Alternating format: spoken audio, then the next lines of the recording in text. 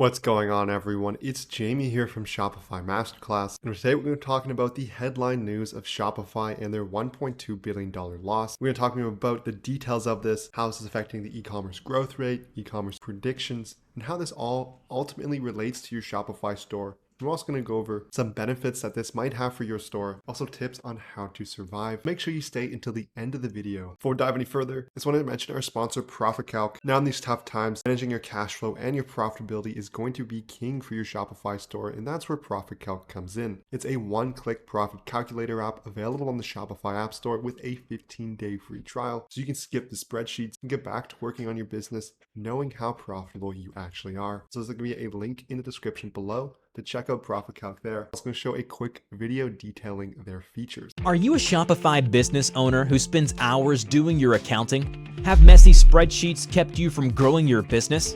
Discover Profit Calc, the affordable and easy to set up Shopify app that crunches your numbers in just one click. It automatically syncs with all your accounts and expenses to calculate your profit, displaying everything in an easy to read dashboard so you understand your business in real time.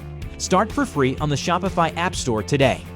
Let's talk about the major news here for Shopify. And that's on Tuesday, the company released that they were laying off 10% of their staff, or 1,000 workers. This is a result of a failed bet that the pandemic era e-commerce growth would continue. Instead, we've seen e-commerce largely reset to the pre-COVID trend line and is now pressured by persistent high inflation as well. So it's increased costs across the board. And they thought there'd be a 5 or 10-year leap ahead in e-commerce. Instead, consumers are now returning to physical retail stores, reverting to their previous shopping trends. So overall, that led to a net loss of $1.2 billion reported on Wednesday. However, part of that loss, or a large portion of it, is due to an unrealized loss on equity and other investments. If we take a look at Shopify's stock price in comparison, we can see it's gone around from the $50 to $70 mark during the beginning of the pandemic year and saw a meteoric rise of around 300% to its peak in November of last year. And since then, we've seen an extremely stark drop-off coming down around that 76 to 80% region here as people have lost faith in what they've deemed a pandemic stock. But if we take a look at the overall, we can see that e-commerce has been growing quite steadily over the last 10 years or so as more and more people are still shopping online. We can see from around 1.3 trillion in 2014,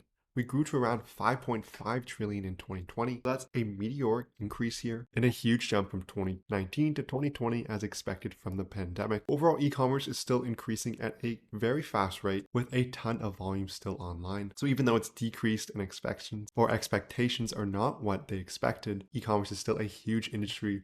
And I think what we're seeing is stores doing a combination of both physical and online retail where customers for both here. If you're a Shopify store owner, you might have a Shopify online store and maybe a Shopify POS system to go along with that. And so you're gonna be selling to customers on both fronts depending on how they want to shop. But with all this doom and gloom, let's talk about some benefits that your Shopify store may have throughout this possible upcoming recession and with a ton of Shopify store closures. And so the first benefit here is that e-commerce is still massive. We just look at a chart, Statista here, where we've seen that e-commerce is growing at an extremely steady rate with tons and tons of more volume being tracked every year. So it's still going to be a huge opportunity to find your niche, to sell your products, and to get customers online. Just because we saw some decrease in growth doesn't mean that e-commerce is going to disappear. And we've just seen it come back to pre-COVID levels, which is still a ton of volume. Another benefit we're going to see is that a lot of stores are going to close down, and so that's going to allow you for more opportunity, more space in the customer's mind for you to enter in. There's just going to be less brands in general competing for the same customers. During the pandemic, we saw a lot of people open up a Shopify store for the first time, selling very similar products. And if you were selling those products before,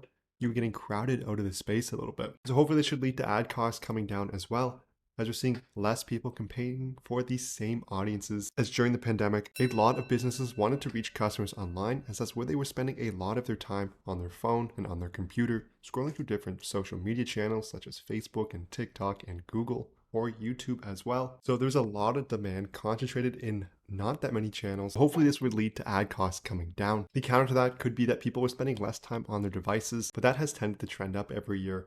More people coming online every year as well. So those are some benefits, and let's go to how to survive. Really just the best overall tip is that cash flow is king. You want to make sure that you're optimizing your expenses. Maybe instead of driving for a lot of growth here, you're going to focus on profitable growth. That could be focusing on the most profitable products. Maybe you have some products that are generating some profitability. It's taking away a lot of ad spend and a lot of time as well for you to create those ads, to stock that inventory. So it might be worth it just to focus on your profitable products, giving you more cash flow, and that's going to allow you to survive those ups and downs. As we all know, summer is a slower season for a lot of e-commerce stores, but it starts to pick up again at Christmas time. So you're going to make sure that you have enough cash set aside to survive those ups and downs. And that's not financial advice as well. This is just a general tip that's prevalent online. Overall, this concludes the video on Shopify and their $1.2 billion loss and how the e-commerce market is right now and how it has decreased to around pre-COVID levels. Let me know in the comments what you thought of this video. I hope you enjoyed it. If you did, I would love it if you hit that like and subscribe button below. Again, I'm going to mention Profit Calc, the one-click profit calculator app available on the Shopify App Store, and there's going to be a link in the description for that as well. Thank you so much for watching, and I'll see you in our next video.